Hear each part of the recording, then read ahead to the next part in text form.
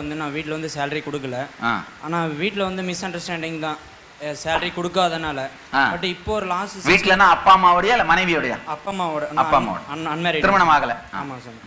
அதனால அப்பா அம்மாவோட மிஸ் அண்டர்ஸ்டாண்டிங். இப்போ ஒரு லாஸ்ட் 6 மந்த்தாக வந்து நான் சேலரி கொடுக்குறேன், என்ன அக்செப்ட் பண்ணிக்கோங்க அப்படின்னு சொல்லிட்டு நான் பேரண்ட்ஸ் ரிக்வஸ்ட் பண்ணி கேட்கும்போது அவங்க வந்து இவ்வளோ நாள் நீ வந்து எங்களோட டிபெண்ட் பண்ணியிருக்காம இன்னைக்கு மட்டும் ஏன் வர அப்படிங்கிற மாதிரி ஒரு அவாய்ட் பண்ணுறாங்க.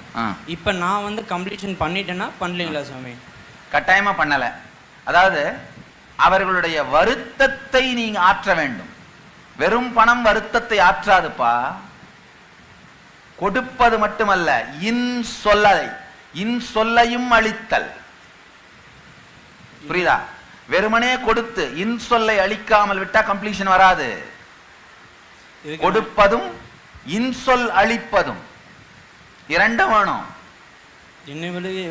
அப்பா அம்மா எப்படி சாட்டிஸ்ஃபேக்ஷன் பண்றது எனக்கு தெரியல சார். லாஸ்ட் 6 மந்த் தான். இப்போ தாய் தந்தையோடு கம்ப்ளீஷன் வராம வாழ்க்கையில கம்ப்ளீஷன் வரவே முடியாது. இன்னைக்கு வந்து நான் மந்த்லி 20,000 சேலரி பண்ணாலும் நிம்மதி இல்லை சார். அவங்க தான் நம்ம பயோ மெமரியோட ஆணி வேர். நம்ம பயோ மெமரி தாய் கொடுத்தது, பயோ எனர்ஜி தந்தை கொடுத்தது. அவங்களோட இன்கம்ப்ளீஷன் தான். அவங்க செத்து போயிருந்தால் கூட அவங்களோட இன்கம்ப்ளீஷன் இருந்ததுன்னா நீங்க நிம்மதியா வாழவே முடியாது, கம்ப்ளீஷனுக்கு வரவே முடியாது.